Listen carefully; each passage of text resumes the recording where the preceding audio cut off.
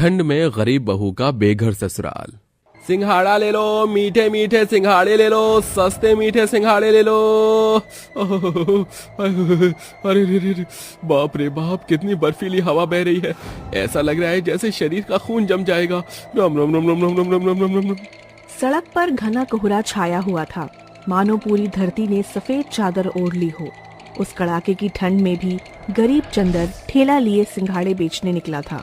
इतनी ठंड में भी उस गरीब के तन पर एक स्वेटर तक नहीं था। परिवार में बूढ़े माँ बाप, सुखिया, लखपत, 2 बहू और 2 बच्चे थे, जिनका खर्चा चलाना एक अकेले चंदर के लिए बड़ा कठिन था।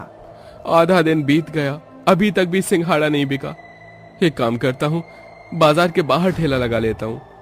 चंदर अपना ठेला लेकर बाजार के बाहर खड़ा हो जाता है और ठंड इतनी थी कि उसके हाथ पांव थर-थर कांप रहे थे।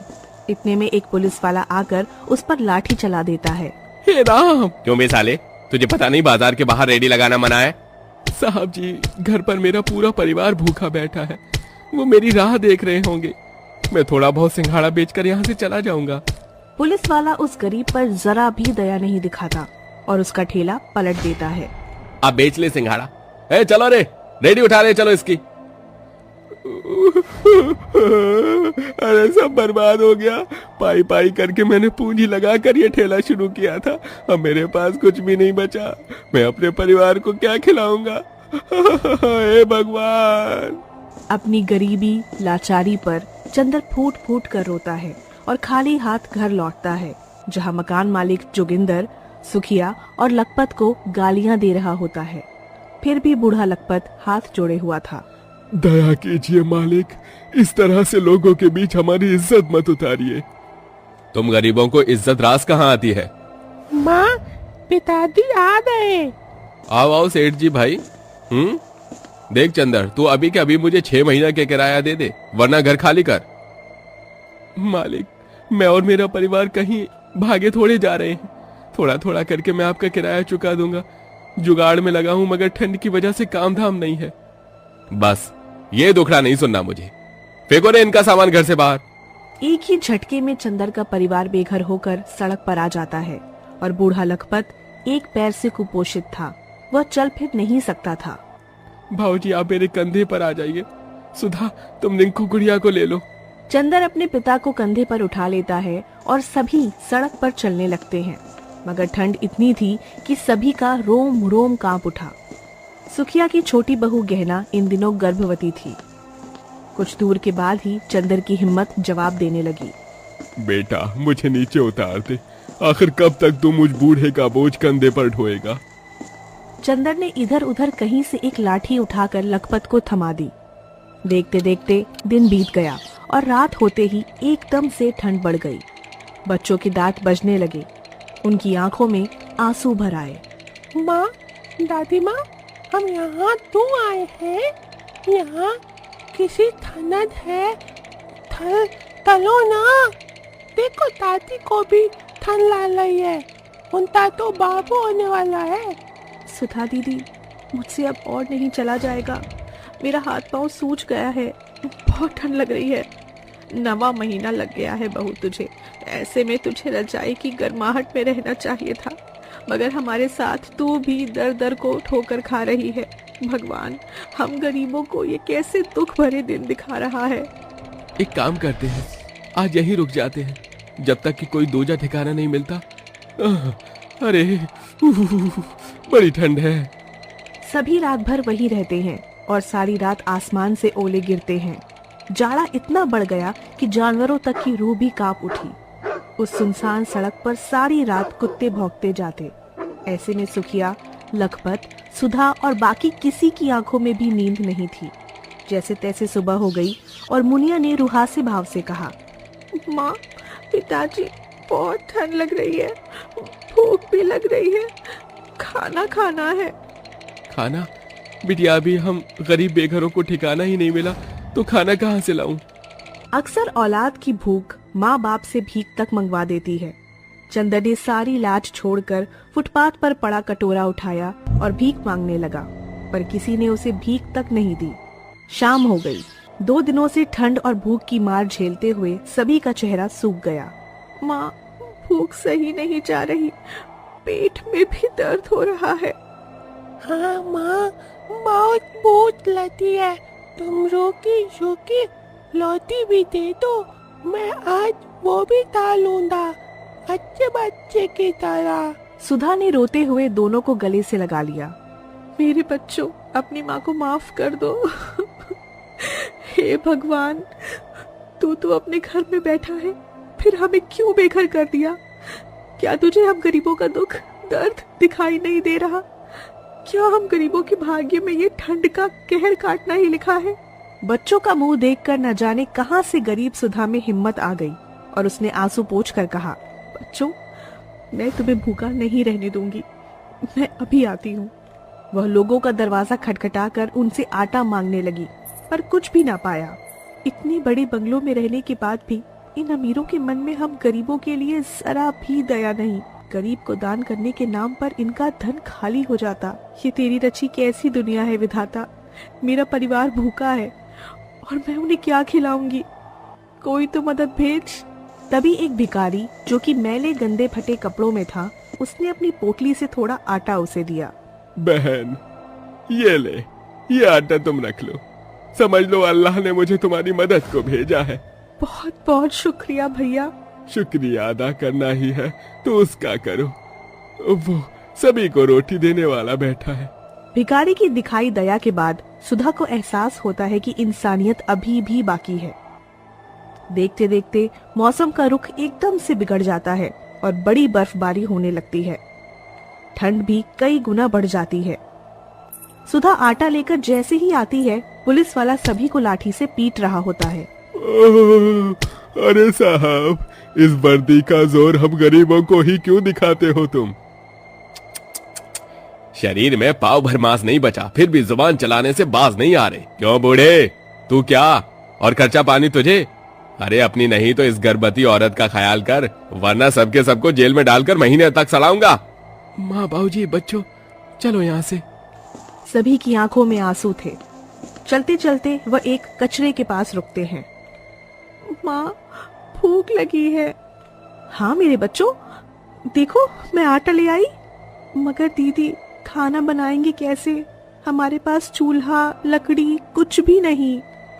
ईंट का चूल्हा जोड़कर कहना। मगर इतने से आटे में क्या होगा? माँ जी, बाबू जी, बच्चे सब कई दिनों से भूखे हैं, किसी का पेट नहीं भरेगा। तभी सुधा कचरे में साग उगा देखती है, जिससे वह साग की रोटी बनाती है और उस रोटी को खाकर सभी की आंख भर आती है। आज कितने दिन के बाद हम गरीबों के पेट में अन्न का दाना गया है। सभी ने आधा पेट खाकर गुजारा किया और अचानक तेज तूफान के साथ बहुत तेज बरसात होने लगी। इसी बीच गहना को दर्द भी उठ गया। आह, माँ, सुधा दीदी, बहुत दर्द हो रहा है। सुधा बहू, लगता है गहना को दर्द उठ गया है। बच्चा होने वाला है इसे, कुछ गर्म उड़ाना होगा वरना ये ठंड इसकी जान ले लेगी। मगर माँ जी, यहाँ कुछ भी नहीं ओढ़ने को। तभी मुनिया कचरे में फेंका बोरी देखकर उसे दौड़कर उठा लेती है। गहना बोरी ओढ़ लेती है और वहीं कचरे में कठिनाइयों के बीच वह एक बच्चे को जन्म भी देती है। आज ही बेटा हुआ है, मगर हम तो जैसे भी ठंड काट रहे थे, मगर इस मासूम को बचाने के लिए हमें झोपड़ी तैयार करनी होगी। माँ, तू चिंता मत कर, मैं बनाऊंगा झोपड़ी। सभी मिलजुल कर झोपड़ी तैयार करने में लग जाते हैं। कोई फूस लाता है तो कोई लकड़ियाँ। सभी के हाथ पांव सर्दी से सुन पड़ जाते, मगर उस मासूम का मुंह देखकर वह मेहनत करके आखिरकार झोपड़ी बना लेते हैं। माँ, बाबूजी, झोपड़ी बन गई, सभी झोपड़ी के अंदर चलो। अब जाकर थोड़ी राहत आई है, वरना बेघर होने के बाद ठंड ने तो जैसे जान ही ले ली थी। आखिर उस गरीब परिवार को रहने के लिए एक आसरा मिल जाता है, पर इसके लिए उन्होंने बहुत कुछ देखा और सहा था। थोड़े दिन बाद गहना का पति परदेश में कमाकर लौट आता है, जिससे उन गरीब ससुराल वालों के सिर पर पक्की छत आ जाती है। बहुत तेज भूख लगी है माँ, कुछ खाने को दे दो। हाँ माँ, मुझे भी बहुत जोरों से भूख लगी है। तुम दोनों यहीं पर चूल्हे के सामने बैठे रहो, ठंड बहुत हो रही है। मैं अभी तुम्हारे लिए चटनी पीस कर लाती हूँ। ममता सिलबट्टे पर चटनी पीसती है, जिसके बाद वो चूल्हे के अंदर जलती हुई आग में रोटियां बनाना शुरू कर देती है। उसके पास उसके दोनों बच्चे बैठे होते हैं। क्योंकि ठंड बहुत ज्यादा होती है, तभी जंगल से महेश लकड़ियां काट कर लाता है। ममता, ज्यादा लकड़ी नहीं मिली, और तुम्हें पता है ना कि कभी भी बरसात हो जाती है तो लकड़ी गीली हो जाती है। अरे सूखी लकड़ियां तो गांव वाले बहुत पहले ही ले गए। कोई बात नहीं जी, इन्हें यहीं पर चूल्हे के पास रख दो, यहाँ की गर्माहट से थोड़ी थोड़ी सूख जाएंगे।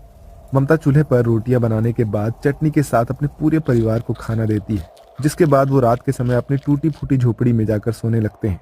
लेकिन छत से ठंडी ठंडी हवाएं अंदर आने लगती है और उन बेचारों के पास केवल एक ही चादर थी, जिसे उन्हें ओढ़कर सोना था। माँ, बहुत ठंड लग रही है। माँ, मुझे भी बहुत ज्यादा ठंड लग रही है।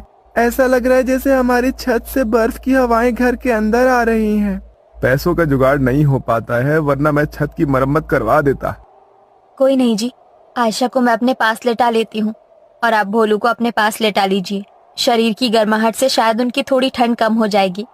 ममता के कहने पर महेश अपने बेटे भोलू को अपने पास लिटाता है और आयशा अपनी माँ ममता के पास लेट जाती है। उस एक चादर में पूरी रात उन्हें गुजारा करना पड़ता है। अगले दिन वो भट्टी पर काम करने पहुंच जाते हैं। भट्टी पर बहुत गर्मी होती है। सुबह से शाम तक आग जलती रहती है, जिसके कारण उन्हें ठंड महसूस नहीं होती और वो भूखे रहकर भी पूरे दिन काम करते हैं। शाम को वो पैसों की लाइन में लग जाते हैं। अच्छा हुआ शनिवार आ गया, जो पैसे मिलेंगे उन पैसों से घर की जरूरत का सामान ले आएंगे। तभी पैसे देने वाला मुनीम वहां से उठकर जाने लगता है, जिसे जाता हुआ देखकर महेश उसके पास जाता है और कहता है, अरे भाई साहब, आगे के लोगों को तो तुमने पैसे दे दिए, लेकिन हमारे पैसे क्यों नहीं दिए? मालिक ने जितने पैसे बांटने के लिए दिए थे मैंने सारे बांट दिए हैं। अब मेरे पास कुछ नहीं बचा है, इसलिए मैं यहाँ से जा रहा हूँ। कल अपने पैसे ले जाना। अगले दिन दोनों पति पत्नी काम के लिए और पैसे के लिए इतवार के दिन भी आ जाते हैं, लेकिन उस वक्त बारिश बहुत तेज हो रही थी, जिसके चलते मुनीम उन्हें और बाकी के एम्प्लॉइज को काम के लिए मना कर देता है। हमारी तो किस्मत ही खराब है। पता नहीं क्यों हमारी किस्मत में इतना कुछ लिखा है, सिर्फ दुख के अलावा और कुछ मिला ही नहीं आज तक। ऐसा मत कहो, सब कुछ ठीक हो जाएगा, ऊपर वाले पर विश्वास रखो। वो दोनों वापस घर लौट आते हैं। बारिश की वजह से कई दिन तक काम नहीं चलता और उन दोनों पति पत्नी को घर का गुजारा करने के लिए लोगों के घर मजदूरी करना पड़ता है। ममता, तुम्हें कितनी बार बोला है, फर्श को ढंग से साफ किया कर। अरे मेरा चेहरा चमकता चाहिए, इस तरह साफ किया कर। ये देख, कितने निशान बने हुए हैं फर्श पर। जी मालकिन, मैं कपड़े से साफ कर दूंगी। तभी ममता की मालकिन का पति अपने बच्चों के लिए सेंटा क्लॉज के कपड़े, खिलौने और एक क्रिसमस ट्री लेकर आता है। अरे वाह पिताजी, ये तो बहुत ही खूबसूरत और प्यारा है। ये सेंटा क्लॉज के खिलौने और ये कपड़े तो और भी ज्यादा खूबसूरत लग रहे हैं। हाँ पिताजी, ये तो सचमुच बहुत प्यारे हैं।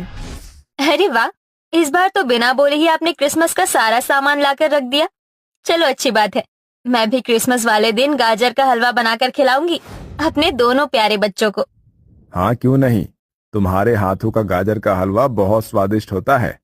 इतना प्यार, इतनी सारी खुशियां देखकर ममता अपने मन ही मन सोचती है, काश मैं भी अपने दोनों बच्चों के लिए क्रिसमस डे पर क्रिसमस ट्री, सांता क्लॉज के कपड़े और उनके लिए खिलौने लेकर आ पाती। मेरे दोनों बच्चे भी बहुत खुश हो जाते। ममता ठंड में जैसे तैसे करके अपना सारा काम पूरा करती है और वापस अपने घर पहुंच जाती है। उस दिन उनके घर पर खाने का एक दाना तक नहीं होता। ऊपर से मौसम बिगड़ने की वजह से उनके घर के अंदर बहुत ज्यादा ठंड होती है। क्या हुआ, सब ठीक तो है ना? तुम क्या सोच रही हो? कुछ नहीं, हर गरीब इंसान बस एक ही बात सोचता है कि उसकी गरीबी कब मिटेगी। मैं भी बस यही सोच रही थी। सेंटा क्लॉज हर किसी की इच्छाओं को पूरा करते हैं, उन्हें तोहफे देते हैं। काश सेंटा क्लॉज हमें भी कुछ दे दे, जिससे हम अपने बच्चों को कभी भूखा सुला ना पाए। तभी अचानक से उनके घर का दरवाजा बजता है। इतनी रात में हमारे घर के बाहर कौन आया होगा? वैसे बाहर से घोड़े की आवाज आ रही है और जैसे कोई घंटी बजा रहा हो। मेरे साथ बाहर चलिए जी, देखते हैं क्या है बाहर। जैसे ही ममता और महेश दोनों बाहर आते हैं, उनके सामने सेंटा क्लॉज की बग्गी और खुद सेंटा क्लॉज खड़ा होता है। Oh, jingle bell, jingle all the way. Oh, what a fun it is to ride in a one-horse open sleigh. Oh, jingle bell, jingle bell the bell. Oh, jingle bell, jingle all the way. Oh, what a fun it is to ride in a one-horse open sleigh. Oh, jingle bell, jingle bell the bell. ओहो, क्या सच में मैं एक Santa Claus को देख रही हूँ? आज अपनी आंखों पर यकीन हुआ कि सेंटा क्लॉज भी होते हैं और लोगों की इच्छाओं को पूरा करते हैं। हाँ, तुमने बिल्कुल सही कहा। सेंटा क्लॉज होते हैं और सभी बच्चों की इच्छाओं को पूरा करते हैं, लेकिन वो आप जैसे गरीबों की भी मदद करते हैं। नहीं, आप कैसी बात कर रहे हो? भगवान ने हमें जो 2 हाथ पैर दिए हैं, हम उनका इस्तेमाल करके कमा सकते हैं। हाँ सेंटा क्लॉज, हमें आपकी मदद नहीं चाहिए। हमने आपको देख लिया, हमारे लिए इतना ही काफी है। तुम तो बहुत खुददार इंसान हो। चलो, इसी बात पर तुम मेरी मदद करो। दरअसल अब मैं बहुत बूढ़ा हो गया हूँ और मुझे गांव भर में ये सारे तोहफे बांटने हैं, तो तुम मेरे साथ आ जाओ और ये तोहफे बांटने में मेरी मदद करो। सेंटा क्लॉज की बात मानकर ममता और महेश दोनों उसकी बग्गी में बैठ जाते हैं, जिसके बाद वो पूरे गांव में यहाँ से वहाँ घूमते हैं और हर एक घर के बाहर बच्चों के लिए तोहफे रखते हैं। देखते ही देखते वो सेंटा क्लॉज के सारे तोहफे सभी घरों के बाहर पहुंचा देते हैं। आखिर में सेंटा उन्हें वापस उनके घर के बाहर ले जाता है, जहां सेंटा के पास एक आखिरी तोहफा होता है। तुम्हें देने के लिए मेरे पास बस एक आखिरी तोहफा है। ये एक घंटी है। जब भी तुम इसे बजाओगे तो तुम्हारे सामने तुम्हारी इच्छा अनुसार खाना प्रकट हो जाएगा। लेकिन हम आपसे ये तोहफा नहीं ले सकते। ये तुम्हारा हक है। तुमने मेरी इतनी मदद जो की है। चलो, अब इसे संभाल कर रख लो और मैं चलता हूँ। Tata, bye bye. अगले साल फिर आएगा सेंटा क्लॉज। सेंटा ऐसा कहने के बाद वहां से चला जाता है, जिसके बाद महेश और ममता दोनों उस घंटी को लेकर घर के अंदर आते हैं। सबसे पहले महेश उस घंटी को देखता है और उसके बाद उसे बजा देता है। तभी उसकी इच्छा अनुसार वहां पर शाही पनीर की सब्जी, मलाई कोफ्ते, तंदूरी रोटी और रायता प्रकट हो जाता है। अरे वाह, ये तो गजब ही हो गया। मुझे तो यकीन ही नहीं हो रहा कि इस घंटी को बजाते ही जो इच्छा अनुसार खाना है वो हमारे सामने प्रकट हो जाएगा। लाओ जरा, इस घंटी को मैं भी बजाकर देखती हूँ। ममता ऐसा कहने के बाद उस घंटी को बजाती है, जिसके बाद वहां उसकी इच्छा अनुसार गाजर का हलवा और कई सारी चीज प्रकट होती है। मैं भी अभी यही सोच रही थी कि अपने बच्चों को गाजर का हलवा कैसे खिलाऊंगी, और देखो अब मेरे सामने गाजर का हलवा है। ममता और महेश दोनों ही बहुत खुश होते हैं, जिसके बाद वो घंटी बजाकर अपने दोनों बच्चों की इच्छा अनुसार उनका खाना भी प्रकट कर देते हैं, जिसके बाद वो उस रात पेट भर कर खाना खाते हैं। अगले दिन वो उस घंटी के चलते अपने ही गांव में एक छोटा सा खाने का ठेला लगा लेते हैं, जिसके चलते वो लोगों की इच्छा अनुसार उस घंटी से जादुई खाना प्रकट करते हैं और लोगों से एक बार का 100 रुपए लेते हैं। जरा देखो ममता, पूरे दिन इस ठेले पर खाना बेचने से हमें कितने सारे पैसों का मुनाफा हुआ है। इतने सारे पैसे तो मैंने कभी भी नहीं देखे होंगे। आपने बिल्कुल सही कहा। चलिए अब घर चलते हैं, लेकिन चलने से पहले घर के लिए गर्म रजाई भी लेते हुए चलेंगे। अब महेश और ममता दोनों के पास जादुई घंटी थी, जिससे वो जादुई खाना प्रकट कर लेते हैं और इसी के चलते हुए अपनी दुकान चलाते रहते हैं। अब उनके पास ना तो पैसों की कमी थी और ना ही खाने की। जब जब उन्हें कुछ भी खाने का मन होता तो वो उस घंटी को पकड़कर बजा देते हैं। देखते ही देखते उनकी दुकान बहुत अच्छे लेवल में चलने लगती है और वो दोनों अच्छा खासा कमाने लगते हैं। इसी के चलते उनकी सारी परेशानियां खत्म हो जाती है और वो खुशी खुशी रहने लगते हैं।